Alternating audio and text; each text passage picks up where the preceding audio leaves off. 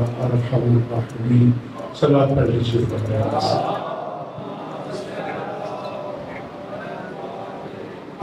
خشودی خاندان زہرا بلندتر صلوات.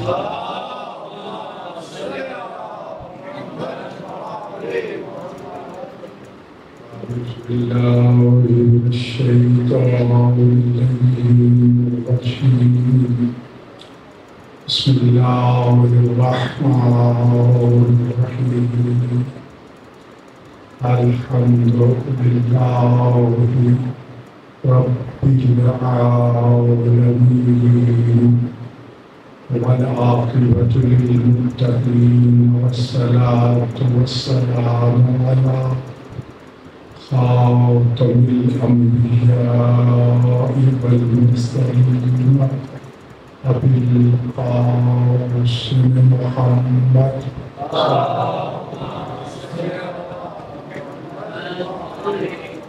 وعلى آله الطيبين الطاهرين المعصومين المظلومين الذين أذهب الله عنهم الرجس وطهرهم تطهيرا. ولعنة الله على أعدائهم أجمعين والأولين من يوم عداوتهم إلى يوم الدين. أما بعد فقد قال الرضا عليه الصلاة والسلام عن أبي عن جدي عن أجدادي عن جدي الشيخ أبي طالب قال أمير المؤمنين عليه الصلاة والسلام أخبرني رسول الله صلى الله عليه وآله وسلم قال الله تعالى في حديث القدسي کلمۃ ولایت علی بن ابی طالب حصنی من دخل فی حصنی امن من عذابی. صلوات پڑھ لیجیے.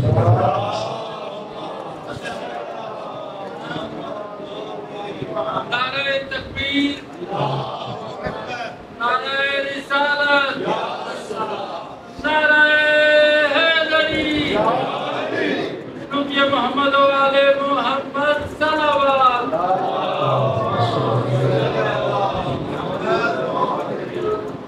عزیزان گرامی، آج کا دن محبان محمد و آل محمد کے لیے یوم عزا ہے. آج اس مظلوم، مسموم، غریب الغرباء امام رضا علیہ السلام کا یوم شہادت ہے، جنہوں نے مدینہ منورہ سے خراسان کی طرف روانہ ہونے سے پہلے اپنے سارے اہل و عیال کو جمع کیا اور جمع کر کے فرمایا کہ مجھ پہ ماتم کرو، گریہ کرو، کیونکہ جس سفر پہ میں جا رہا ہوں اس سفر سے زندہ واپس نہیں آؤں گا. یہ وہ مظلوم امام ہے کہ جس نے اپنی زندگی میں اپنے لیے اپنی عزیز و اقارب سے مجلس غم منعقد کرائی اور گریہ کا حکم دیا. 8ویں لال ولایت جن کے کئی القاب ہیں، سامن الائمہ یعنی ائمہ معصومین میں سے 8ویں امام، امام ضامن جنہوں نے ایک ہرنی کی اپنی جان کے بدلے میں ضمانت دی تھی کہ اے شکاری اسے جانے دو، یہ اپنے پیاسے بچوں کو دودھ پلا کے واپس آ جائے گی، اگر واپس نہ آئی تو آپ بے شک میرا سر قلم کر دینا۔ اتنی بڑی ضمانت ایک حیوان کے لیے یہ کوئی معمولی پیغام نہیں، اس میں یہ بھی پیغام ہے کہ معصومین پوری مخلوق کے ضامن ہیں، اس میں انسان ہوں، اس میں حیوان ہوں، اس میں جن و انس ہو، خالق کی جتنی مخلوق ہے یہ ان کے امام بھی ہیں، ان کے ضامن بھی ہیں۔ لوگ ان کو پہچانے یا نہ پہچانے، خالق کی ساری مخلوق ان کو پہچانتی ہے۔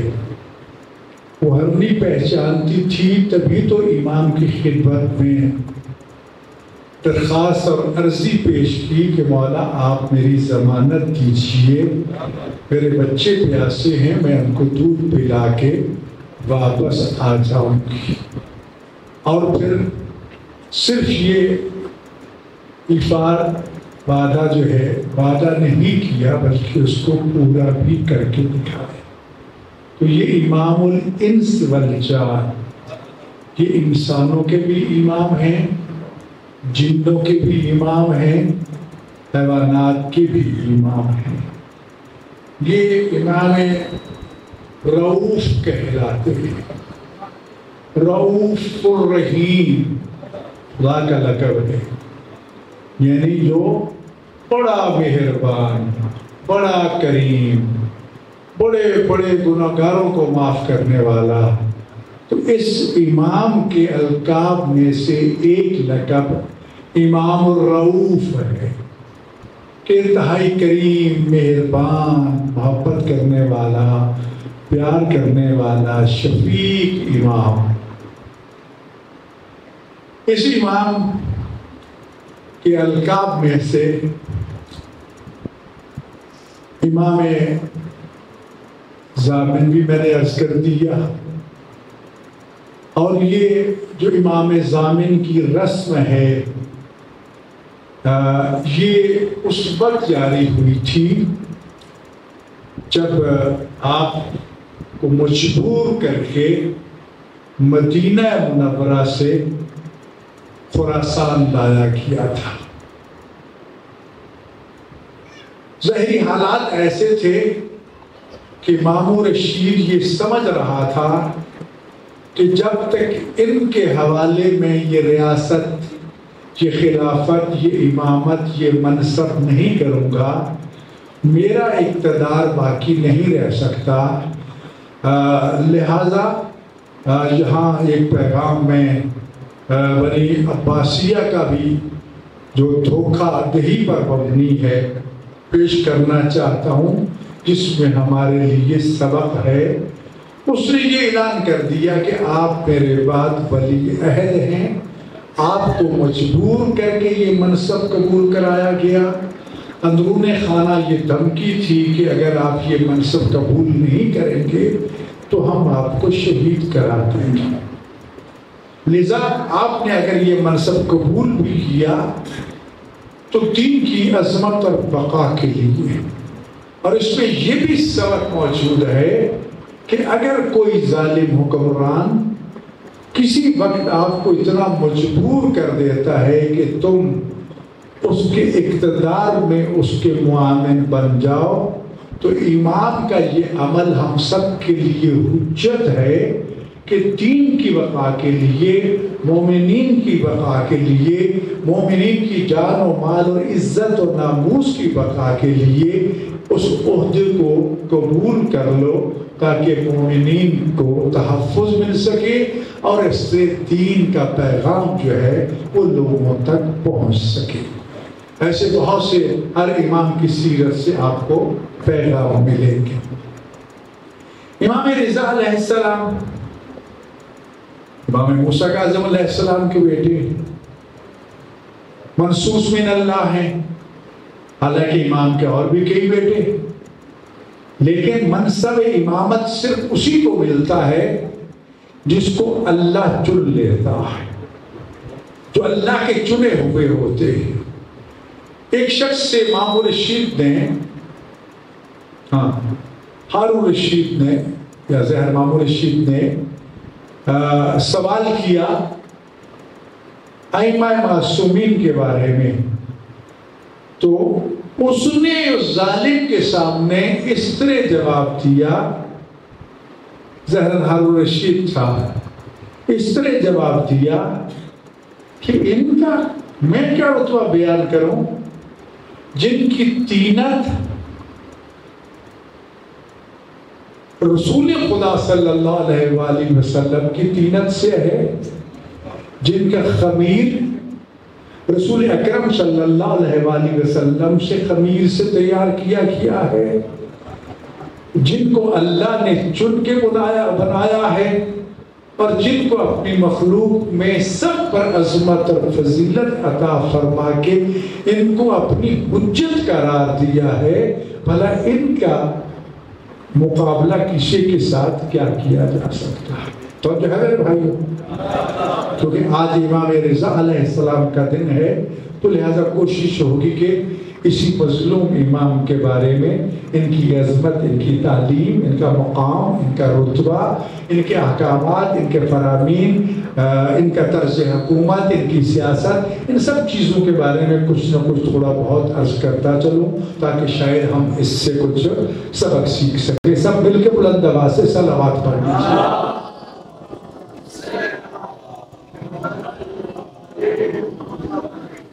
عباسیوں نے ایک ذرا میں تاریخ کے دریچوں میں آپ کو جھانکنے کے لیے لے چلا ہوں۔ مولا علی علیہ السلام کے مقابلے میں ایک گروہ بغاوت کر کے خروج کر گیا تھا، جن کو خارجی یا خوارج کہا جاتا ہے۔ تو جو ہے نا، جو خارجی کہلاتے ہیں یا خوارج کہلاتے ہیں، انہوں نے ایک نعرہ لگایا تھا۔ مولا علی علیہ السلام خطبہ ارشاد فرما رہے تھے، انہوں نے ایک نعرہ لگایا،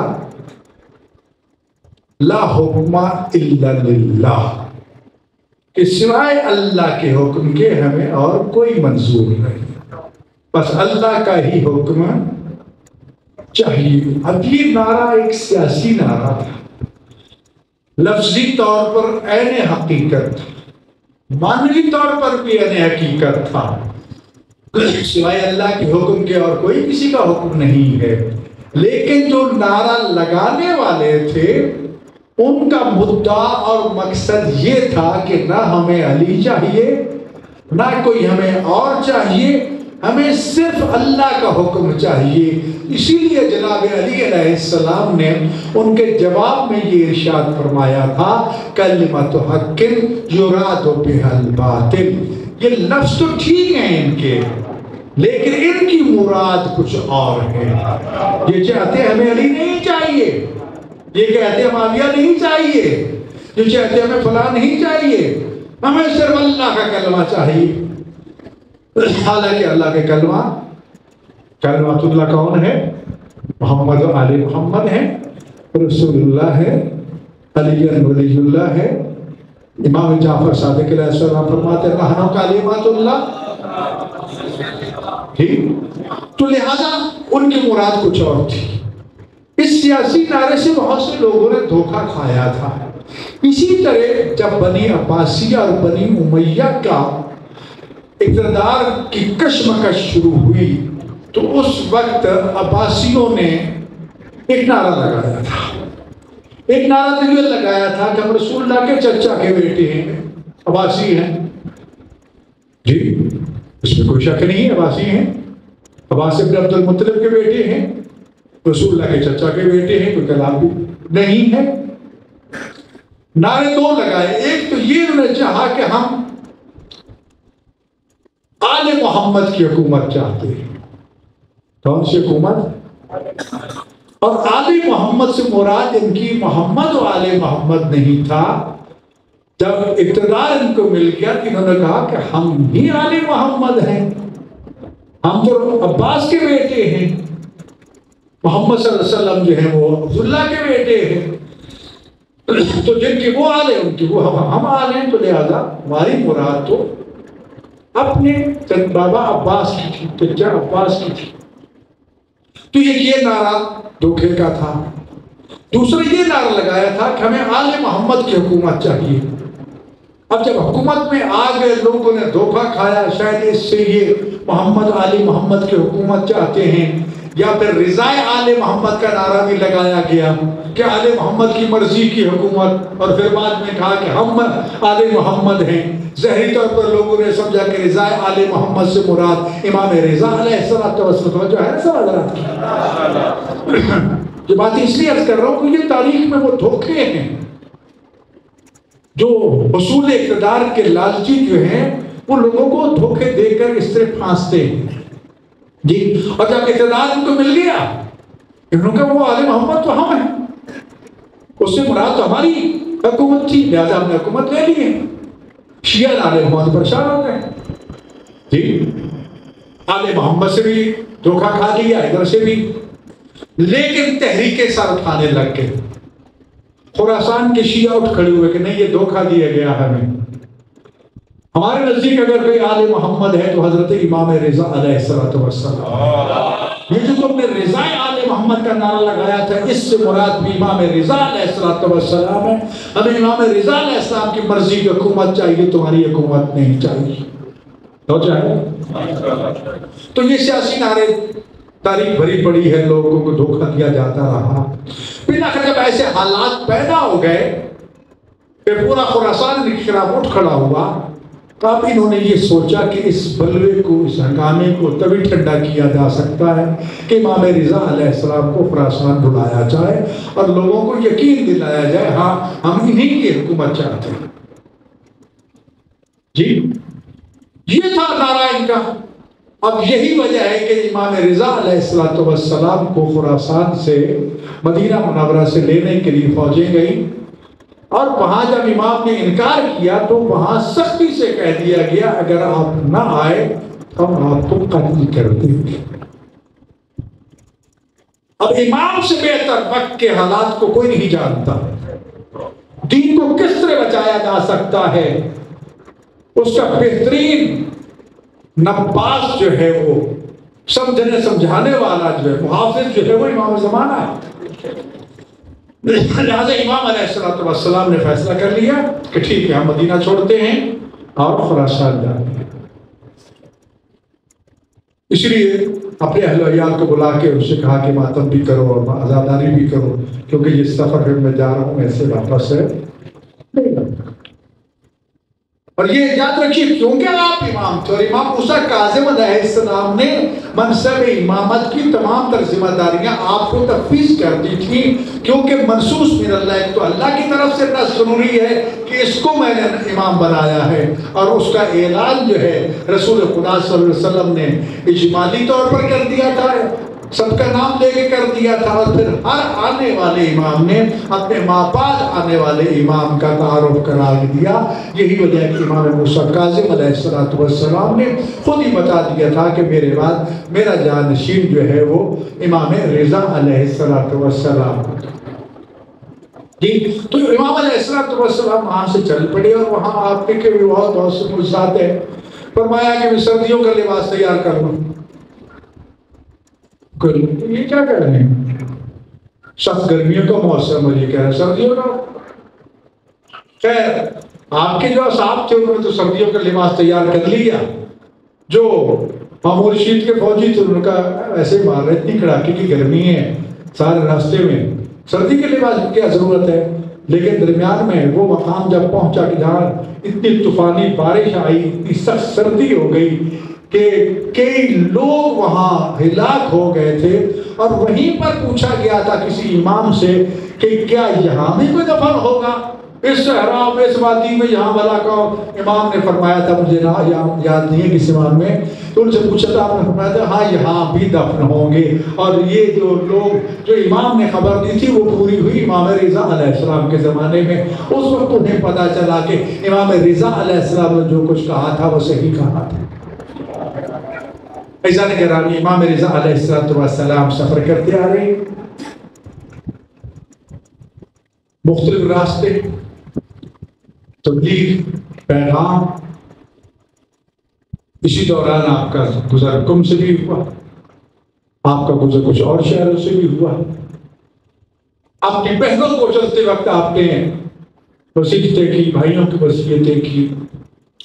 خاص طور پر جو آپ کی مادری بہن تھی جناب نجمہ خاتون، آپ کی والدہ کے نام ان کے وطن عطر سے جناب فاطمہ جو بعد معصومہ کم کہلائی، کریمہ اہل بیت کہلاتی ہیں، ان کو بھی خاص طور پر کہا کہ اگر کبھی خراسان یا اس طرف آنے کا موقع ملے تو پھر کم میں ہمارا فلاں خاص صحابی رہتا ہے، اس کو پیغام بھیج دینا کوئی مشکل بن جائے. تو وہ موسیٰ خضرت کا پرانا واقعہ جو بی بی کی شہادت کے ذیل میں بیان کیا جاتا ہے.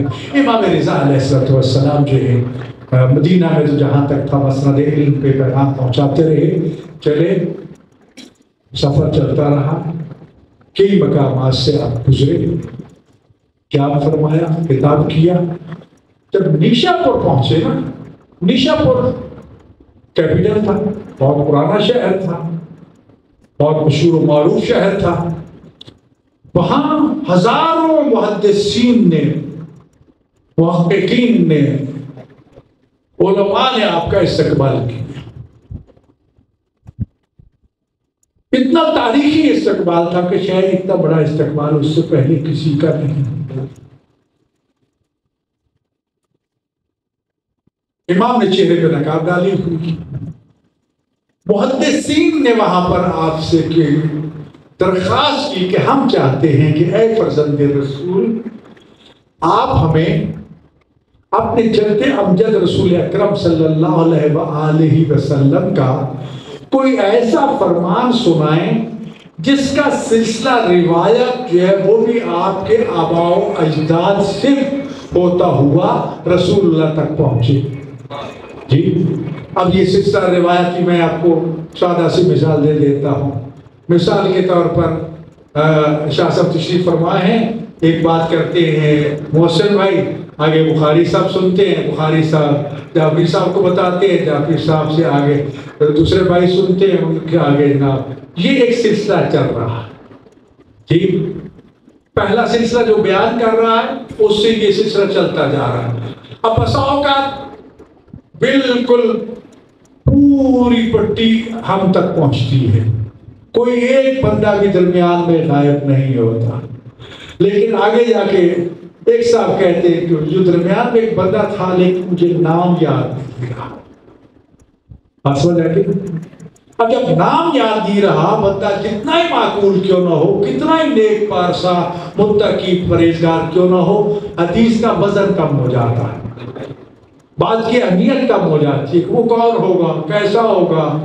جی تو کوئی غیر معصوم تھا، کوئی معصوم تھا، اور پھر ان میں سے بھی جہاں آپ تشریف فرما ہے میں گزارشات پیش کر رہا ہوں، ابھی تھوڑی دیر کے بعد بات سے پوچھیے گا کہ مولانا نے کیا کہا، کچھ کہے گا یار مجھے تو سمجھ ہی نہیں آئی، یار یہ بات تو مجھے سمجھ آئی تھی لیکن یہ بھول گیا تھا. جی اتنی بات مجھے یاد رہی، اتنی یاد نہیں رہی ہے. یہی حال صحابہ کرام کا تھا. لیکن کچھ ایسے اصحاب بھی تھے، کچھ ایسے راوی بھی ہوتے تھے کہ جس طرح ٹیپ ریکارڈر میں آپ ریکارڈ کرتے ہیں نا، ہر ریکارڈ ہو جاتا ہے، انہیں ایک ذرا بھر بھی لب و لہجہ تک کا فرق نہیں بھولتا، یاد رہتا ہے. ایسے بھی ہوتے ہیں. تو انہوں نے یہ درخواست کی کہ باقی راوی جو ہیں ان میں تو کوئی غیر معصوم ہو سکتا ہے، کوئی احتیاط کرتا ہے، کوئی نہیں کرتا، کسی کو آدھی بات یاد ہے، کسی کو آدھی بات یاد نہیں ہے. ہمیں وہ فرمان سناؤ کہ جس کے سارے راوی آپ کے آباء و اجداد ہوں اور ان میں کوئی غیر معصوم موجود نہ ہو. نعرہ تکبیر، اللہ اکبر، نعرہ رسالت، یا سلام.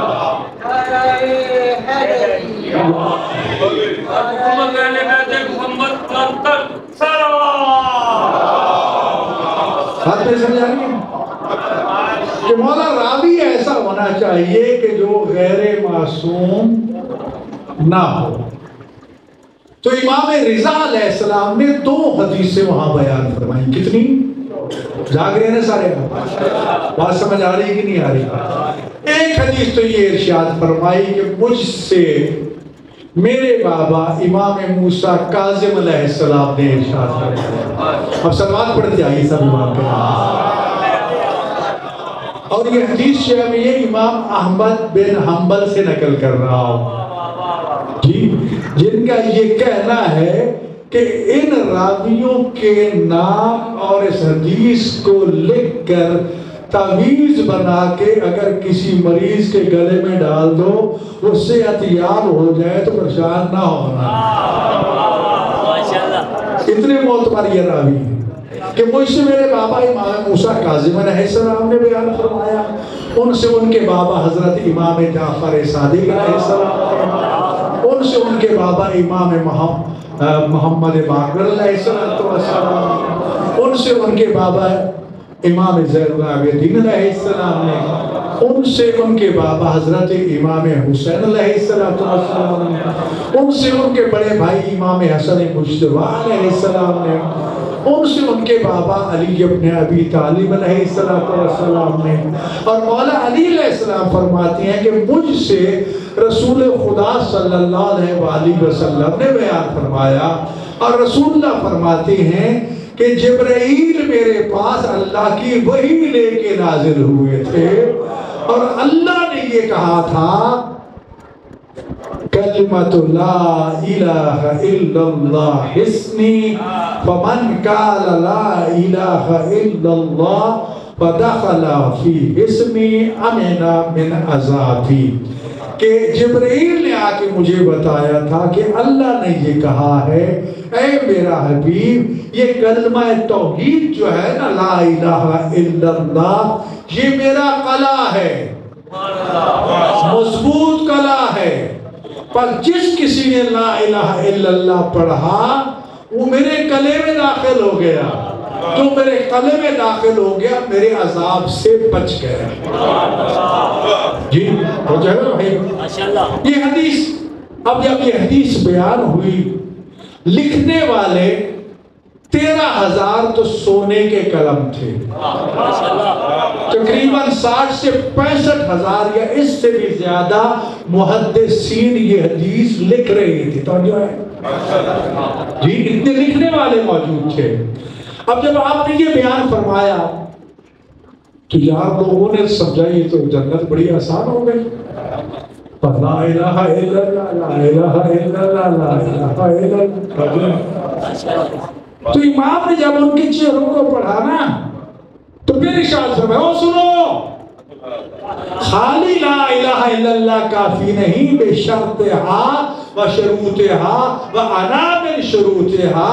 اس کلمہ لا الہ الا اللہ کے ساتھ کچھ اور شرطیں بھی ہیں، جب تک ان شرائط کی پاسداری نہیں کی جائے گی خالی لا الہ الا اللہ کافی نہیں. اور ان شرطوں میں سے ایک شرط میں علی ابن موسیٰ رضا ہوں، جب تک میری امامت کا اقرار نہیں کرو گے کلمہ کوئی فائدہ نہیں پہنچائے گا.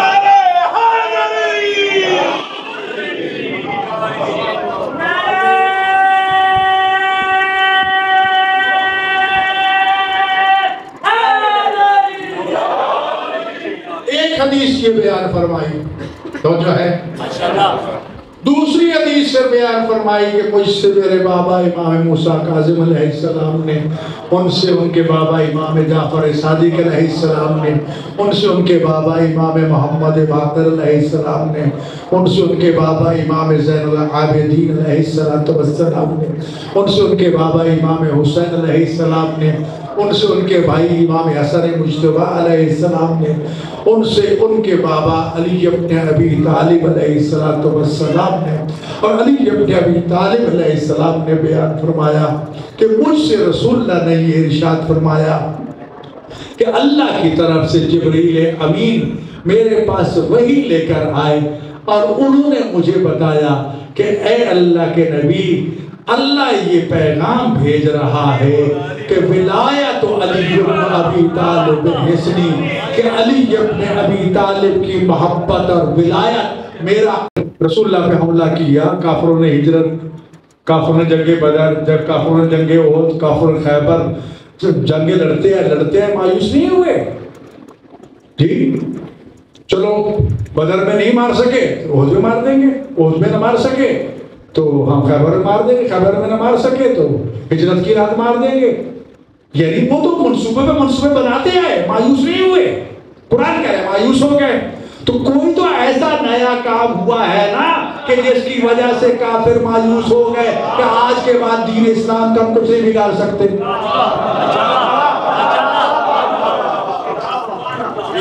جی تو جو ہے نا بھائیو، یہ سب کچھ تو پہلے ہوتا رہا، کب کوشش نہیں کی کفار نے؟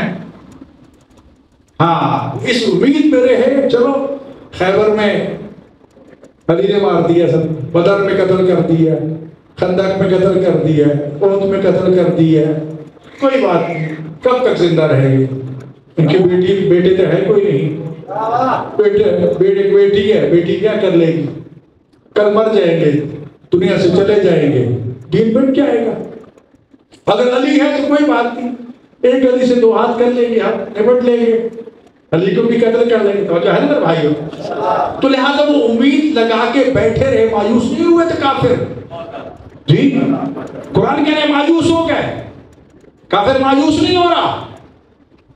بدر کے بعد احد، احد کے بعد خندق، خندق کے بعد خیبر، ایک کے بعد دوسری جنگ، تیسری جنگ، چوتھی جنگ، چلتے رہے، ہجرت ہوگی، سب کچھ ہو گیا، کافر مایوس نہیں ہوا، کافر اپنا ہر حربہ استعمال کرتا رہا۔ لیکن یہاں اگر کافر مایوس ہو جاتا ہے، لہٰذا میرے بھائیوں ذرا اس حدیث کو پورا سنا کرو، پورا سمجھا کرو، تب جا کر آپ کو قرآن کی اس آیت کا مفہوم سمجھ آئے گا کہ کافر مایوس کیوں ہوا، کیونکہ اب تک یہ توقع تھی کہ علی موجود ہے، پھر یہ لے کے ہوئے بیٹھ کے علی کو ہم قتل کر دیں گے۔ رسول اللہ نے غدیر خم میں صرف یہ نہیں فرمایا تھا من کنت مولاہ فہذا علی مولا، کہ جس کا میں مولا ہوں اس کا علی مولا ہے، یہاں تک کی بات تو پہلے کئی مرتبہ کر چکے تھے، کئی مرتبہ سن چکے تھے، اس لیے مطمئن تھے کوئی بات نہیں، رسول اللہ کے بعد علی کو قتل کر دیں گے۔ نہیں، اس سے اگلے جملے جب رسول اللہ نے فرمائے نا وَأَوْلَادُهُ الطَّيِّبِينَ إِلَى يَوْمِ الْقِيَامَةِ، او لوگوں میرے بعد میرا جانشین، میرا خلیفہ، تمہاری جان مال عزت ناموس کا مالک علی، اور علی کے بعد قیامت تک آنے والی علی کی طیب و طاہر اولاد ہوگی جو دین کی محافظ ہوگی۔ یہ سن کر کافر مایوس ہو گئے، یہ تو قیامت تک انتظار ہو گیا۔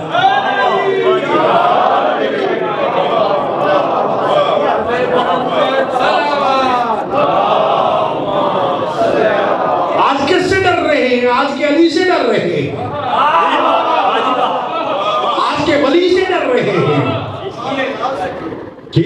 اولاد الطیبین الی یوم القیامہ، قیامت تک آخری جانشین سے ڈر رہے ہیں۔ دنیا ڈر رہی ہے، سپر طاقتیں ڈر رہی ہے۔ دنیا میں جا کے دیکھو، آج میڈیا کا دور ہے، ہم نے تو کہاں کہاں جا کر دیکھا، دنیا اس وقت خائف ہے تو امام مہدی علیہ السلام سے خائف ہے۔ کیوں؟ آج رسول اللہ کا آخری، علی کا آخری بیٹا موجود ہے۔ تو جاگر بھائیو، تو امام رضا علیہ السلام نے حدیث توحید اور حدیث ولایت کو بیان کر کے گویا پورے دین کا احاطہ کر دیا۔ اے دنیا والو، اے محدثین، اے علماء، اگر تم پورے دین کو دیکھنا چاہتے ہو تو وہ 2 تختیوں کے درمیان جمع ہے، ایک توحید سے شروع ہوتا ہے، ولایت پہ۔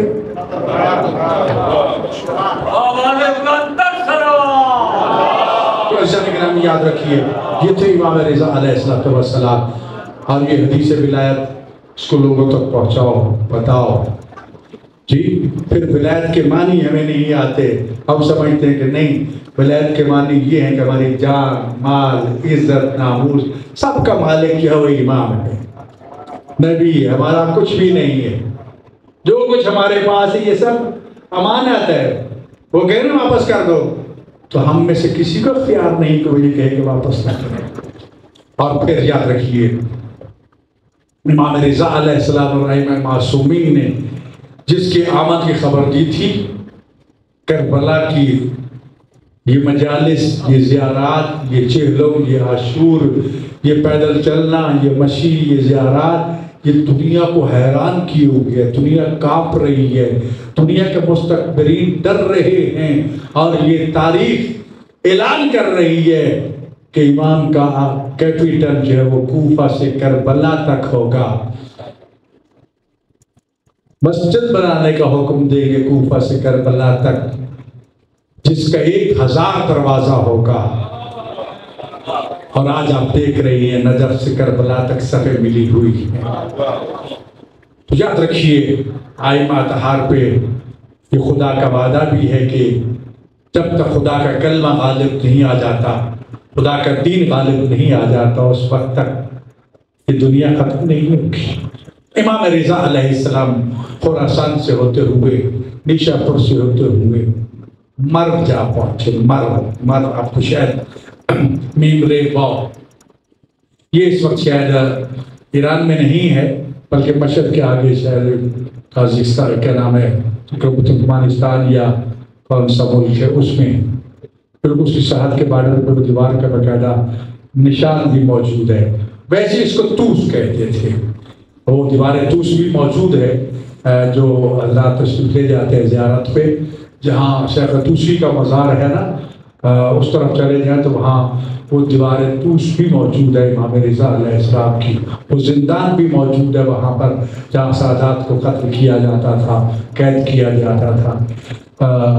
یہی وجہ کہ جب امام کی حکومت ہوئی نا، تو یہ جو کثیر تعداد ایران اور بر صغیر کی طرف سادات کی ہجرت کر کے آئی تھی، وہ اس امید کے ساتھ آئی تھی کیونکہ امام رضا علیہ السلام کی حکومت ہے، لہٰذا ہمیں وہاں پر راہ مل جائے گی۔ لیکن ظالموں کا ظلم جاری رہا، یہ خط و غارت ہوتی رہی۔ امام رضا علیہ السلام کا صلوات پڑھ لیجیے بلند آواز سے۔ بطور امام کے خراسان پہنچ گئے۔ اب مامور رشید کی پوری کوشش ہے کہ کسی طرح امام کو لوگوں کے سامنے اس طرح پیش کیا جائے کہ نعوذ باللہ کی تذلیل۔ کوشش کرتا تھا کہ ظاہری طور پر ان کا مقام، ان کا جہاں جلال وہ سامنے آئے، لیکن دل میں باطن میں بغض تھا کہ کسی طرح ان کو ذلیل کر دوں، ان کو نقصان پہنچاؤں، لوگوں کی نظروں میں ان کا مقام کم کر دوں۔ اس سے مختلف ہیلے برداشت کرتا تھا۔ کبھی علمی مناظرے ہوتے تھے، کبھی کوئی اور کام ہوتا تھا۔ مشہور واقعہ امام رضا علیہ السلام بدبخت نے چاہا کہ امام کا مذاق اڑائے اور ان کی توہین کرے، اس لیے بڑے جادوگر کو بلایا۔ ہم چاہتے ہیں کہ امام رضا علیہ السلام کھانا کریں، دسترخوان پہ بیٹھیں، جب وہ لقمہ اٹھائیں تو آپ جادو سے لقمہ ہوا میں اڑا دیں۔ یہاں بعد 2 باتیں ہیں، کچھ لوگ اس چیز کو نہیں مانتے اور کچھ اس کو بطور دشمن کی سازش اور چال کے مانتے بھی ہیں۔ کچھ منصب امامت کے حوالے سے نہیں مانتے کہ امام پہ جادو اثر نہیں کرتا۔ ایک روایت کیونکہ باہر روایت موجود ہے تو دوسرا پہلو بھی اس میں کیونکہ عظمت کا پہلو ہے، تو طے ہو گیا، دسترخوان بچھ گیا، اس بدبخت نے جادو کیا، لقمہ امام کے ہاتھ سے اڑ گیا۔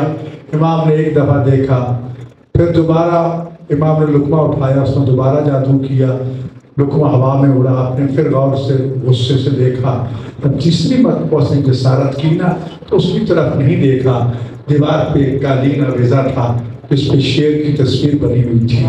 اس کو مخاطب کر کہتے ہیں کہ ایو ناصر الشیر، تیرے سامنے تیرے امام کی توہین ہو رہی ہے، کیا تو برداشت کر رہا ہے؟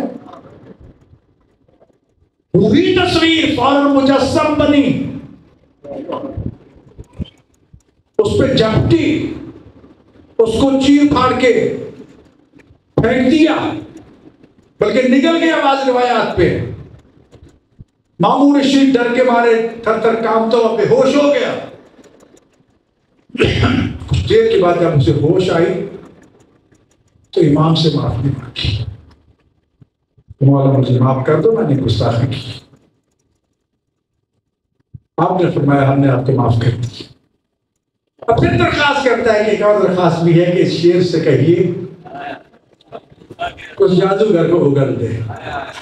اس وقت امام اس کو مخاطب کر کے کہتے ہیں کہ فرعون کے دربار میں جادوگروں نے امام حضرت موسیٰ علیہ السلام کے عصا کے مقابلے میں رسیوں کے سانپ بنا کے پھینکے تھے، اور حضرت موسیٰ کا عصا کا اژدہا جو وہ ساری رسیوں کو کھا گیا تھا.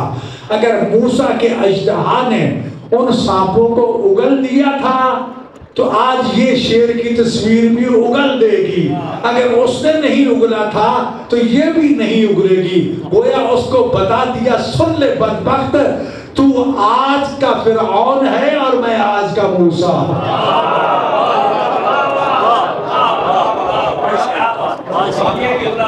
جی تو آج کا فرعون، میں آج کا موسیٰ، اور یہ عصائے موسیٰ کی مثال. فیضان گرامی، علمی مقابلے ہوئے، مناظرے ہوئے، اور پھر امام رضا علیہ السلام کے بہت سے طب کے رسالے ہیں، میڈیکل کے اسٹوڈنٹ کے ہیں تو ضرور پڑھیں. چھوٹے چھوٹے نسخے بڑے عجیب قسم کے، انسان حیران ہو جاتا ہے. رسالہ ذہبیہ خاص طور پر ایک آپ کا گولڈن رسالہ کہہ لیجیے جو بہار الانوار میں موجود ہے، اردو میں بھی ترجمے اس کے ہو چکے ہیں، اس میں بہت کچھ چیزیں ہیں. تو بہرحال کوشش کی گئی کس طریقے سے امام کو راستے سے ہٹایا جائے، لیکن ہر دفعہ ناکام ہوا. بالآخر امام کو ولی عہد بنا کے شیعوں کو ٹھنڈا کیا گیا. امام کے نام کا سکہ جاری ہوا. لوگ اس سکے کو بطور تبرک اپنے پاس رکھتے تھے. جسے آج آپ امام ضامن کہتے ہیں نا، اس کو بطور امام ضامن، امام کی شہادت کے بعد بھی پھر آج تک وہ سلسلہ چل رہا ہے کہ جو امام ضامن کے طور پر ہے. اصل سکے وہ تھے کہ جس کے اوپر امام کا نام نقش تھا اور امام کے نام کا بطور ولی عہد کے سکہ جاری ہوا تھا. امام رشید اگر واصل جہنم ہو جائے تو ان کے بعد امام رضا علیہ السلام جو ہیں وہ خلیفہ ہوں گے. لیکن بہرحال ان بدبختوں کی شخصیت نہیں چاہتے تھے کسی طور پر محمد و آل محمد جو آگے بڑھ سکے. بہرحال امام رضا علیہ السلام کے زمانے میں یاد رکھیے کہ وہ مظلوم امام ہے جن کے فرزند ارجمند امام محمد تقی علیہ السلام ارشاد فرماتے ہیں کہ میرے بابا کی زیارت کے لیے جب آؤ نا تو چھوٹے چھوٹے قدم اٹھاؤ، آہستہ آہستہ چلو، کیوں کہا جتنے زیادہ قدم اٹھاؤ گے اتنا ہی زیادہ تمہیں حج اور عمرے کا ہر قدم پہ ثواب ملے گا. ہر قدم پہ ثواب. ایک تو یہ حکم ہے کہ آہستہ آہستہ قدم. اور پھر امام رضا شفیع کیا نام ہے، معین الغرباء، مسافروں کی امام الروف، سلطان العرب والعجم، جن کا دسترخوان 24 گھنٹے کھلا رہتا، جن کا در اقدس 24 گھنٹے کھلا رہتا، جن کے دروازے سے شفا پانے والے انگنت لوگ موجود ہیں. شخص یہ ہے کہ مانگنا آتا ہو. اس غریب الغرباء کے دروازے سے کوئی واپس کوئی نہیں جاتا. فیضان گرامی، باقی امام معصومین کو بھی ہم سلام کرتے ہیں، کرنا چاہیے، لیکن اس مظلوم کو اس لیے سلام کرتے ہیں کہ جس کے بارے میں رسول خدا صلی اللہ علیہ وآلہ وسلم نے یہ خبر دی تھی کہ میرا ایک بیٹا بہت دور خراسان میں جا کر دفن ہوگا. جس کسی نے عالم غربت میں اس کی زیارت کی واجب الجنہ، اس پر جنت واجب ہو جائے. یاد رکھیے میرے بھائیوں، مولانا ہر وقت اس انتظار میں رہتے تھے کسی طرح آل محمد کے معصوم آئمہ کو راستے سے ہٹا دیا. یہی وجہ واقعہ کربلا کے بعد کسی کو تلوار اٹھانے کی ضرورت نہیں ہوئی کہ ان کے مقابلے میں تلوار اٹھا کے آئے. ان کے علم کا مقابلہ کوئی نہیں کر سکا، ان کے علم کا مقابلہ کوئی نہیں کر سکا۔ نماز عید کے لیے کہا گیا کہ آپ نماز عید پڑھائیں، امام نے منع کیا، رہنے دو، رہنے دو آپ امام نماز عید پڑھائیں۔ کہ پھر میں اس طرح عید پڑھاؤں گا جس طرح میرے نانا رسول اللہ نے پڑھائی تھی، کہاں بھی چاہتے ویسے ہی پڑھے۔ کہ رہنے دو امام رشید، جیسے چل رہا ہے چلنے۔ جب اصرار کیا اور امام جب ننگے پاؤں چلے، اللہ اکبر، تکبیر کی صدائیں بلند ہوئی، پورا خراسان گونجنے لگا۔ مقصد یہ تھا کہ اس بلوے کے اندر، اس ہجوم کے اندر کسی طرح سے امام پر حملہ کر کے ان کو شہید کر دیا جائے، لیکن امام کے محافظ خدا کے ساتھ ساتھ اپنے صاحب بھی موجود تھے۔ امام مرشید تک خبر پہنچی، اگر اسی طرح امام رضا علیہ السلام صدائے تکبیر بلند کرتے کرتے عیدگاہ تک پہنچ گئے، تیری خلافت اور حکومت ختم ہو جائے گی۔ نتیجہ یہ ہے کہ امام کو وہیں سے واپس بلا لیا گیا۔ کون ہے کیا مقابلہ کر سکتا؟ عزیزان گرامی، غریب الغرباء، غریب مسافر ہے، وہ مسافر جو وطن میں اپنے نانا کے پہلو میں تھا، باقی امام کوئی عراق میں، کوئی بغداد میں، کاشمیر میں، کوئی مدینہ میں، لیکن یہ سب سے زیادہ دور دفن ہوئے۔ بھائی کی محبت میں کریمہ اہل بیت معصومہ کم بھی چل پڑی۔ سفر بہت طولانی، ایران کی یک وقتہ ہمائیں ایک کنیز کے ساتھ،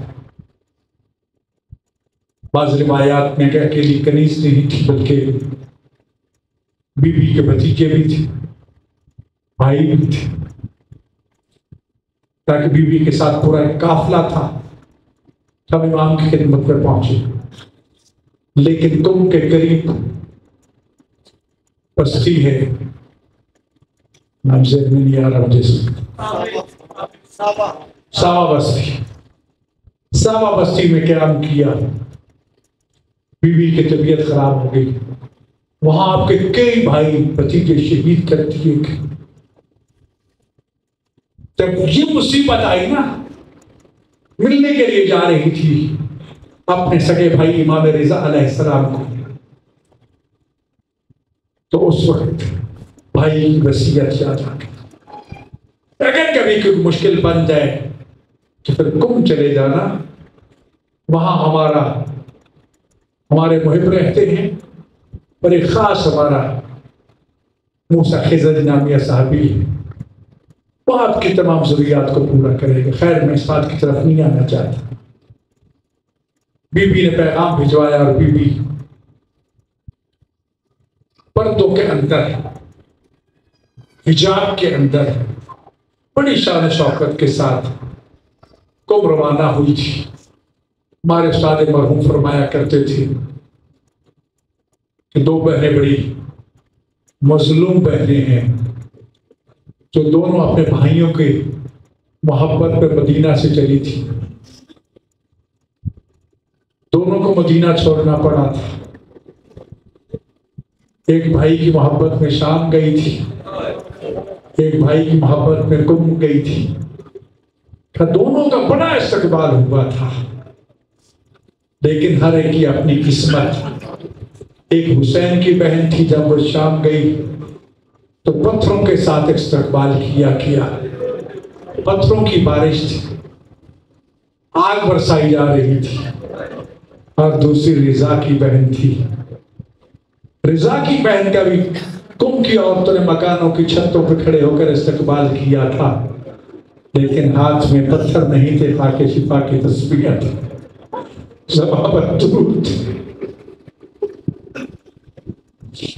بی بی کم میں پہنچ گئی، کسی کو منع کر دیا گیا کہ رضا کو کی شہادت کے بارے میں بتایا نہ چاہے، یہ تو ادھر کا علامہ ہے میرے بھائی، اور دوسری طرف غریب الغربا